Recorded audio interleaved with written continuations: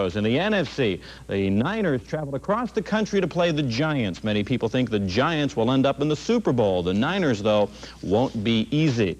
What a difference between then and now for Cleveland State. Last time the Vikings played Canisius earlier this year, the Vikings eked out a close win. Tonight, though, no problem for the Vikings. The Mouse led the way with 23 points, along with 8 steals. Clinton Ramsey had a terrific second half. He finished with 20 points. The Vikings won their 5th game in a row easily, 82-61.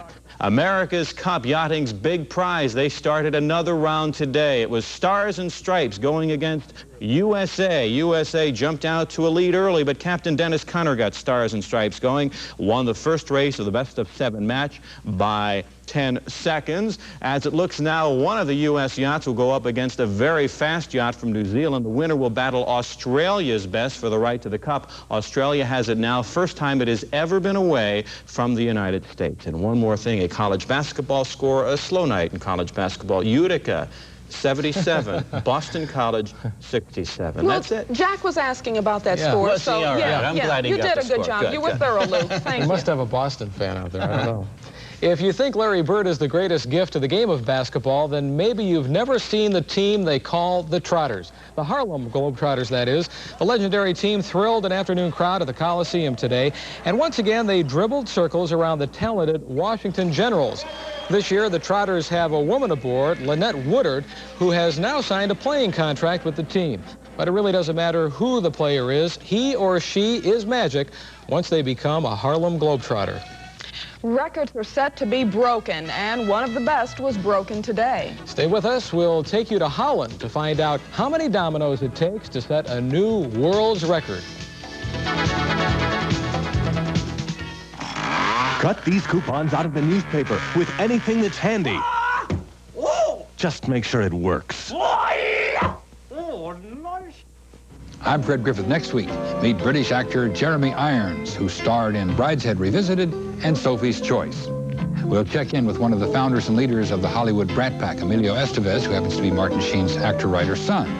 And Cord Roberts from One Life to Live will be here to take your calls. Plus, the Mothers Against Drunk Driving will talk about how to celebrate the New Year safely. And we'll have predictions for Cleveland in 1987. Join Joel Rose and me next week for the Morning Exchange, and Happy New Year. I'll tell you, thank goodness we got a great crew. It's going to be okay. My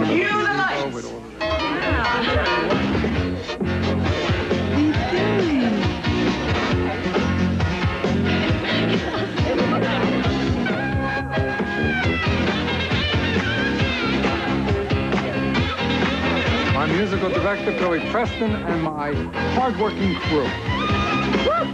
Catch Nightlife tomorrow night following Night Live. In my opinion, a chance for you to speak your mind on TV5. A pay hike for Congress and other high government officials is a crime. When most blue-collar workers can only get a small raise or have to give concessions just to keep their job, the president wants to give astronomical pay raises to people already making $1,000 a week or more. Do congressmen merit such a raise? They get $67,000 a year even when they miss 1/5 of their sessions, and many get as much as $15,000 for each appearance or speech. Tell the president you won't vote for any incumbent who votes for such a raise. Mr. President, when you are trying to balance a budget by cutting down or cutting out programs for the sick, the aged, the elderly, the truly needy people of this country, where did you get all this excess money for these shameful raises? If you would like to appear, write, In My Opinion, WEWS TV5, Cleveland, Ohio. Playing dominoes as a kid can be fun. Playing as an adult with 1,000,000 dominoes can be a new world's record.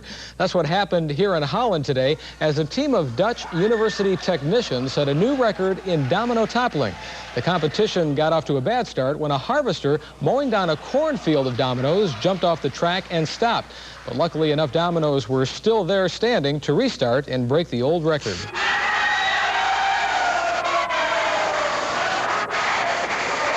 And by the time all this ended, more than 755,000 dominoes went down, setting a mark that will soon be listed in the Guinness Book of World Records. Now, the old record, 518,000 dominoes toppled, was set last year by a team from Japan. I always wanted to do that. I love watching the displays. I'm glad you like doing that because I wouldn't want to set them up, but I like seeing them topple. It's very pretty. I think it takes twice or 3 times as long at least to set it up as it does to knock it down. But who cares? Interesting. Who's counting? You are. That's our news for now. Thank you for joining us. Since this is the last time we will see you before the new year, all of us here who work weekends would like to wish you a happy 1987. And have a nice week. Good night. In America, it's grown up with Donahue. It's the freedom of expression. It's the place to air your views. Speak your mind, America. America speaks its mind. Speak your mind, America. America speaks its mind on Donahue.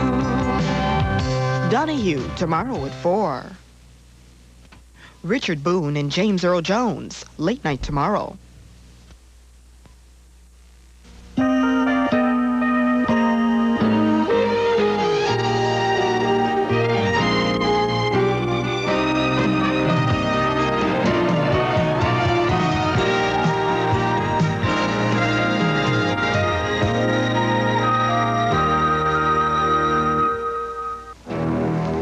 From the pages of the greatest book man has ever known comes the story of Adam and Eve. Taste it. That's new. Of Cain and Abel. And of Noah and the great ark. The Lord has taken hold of the ends of the earth and shaketh them. Behold, the original covenants of man and maker.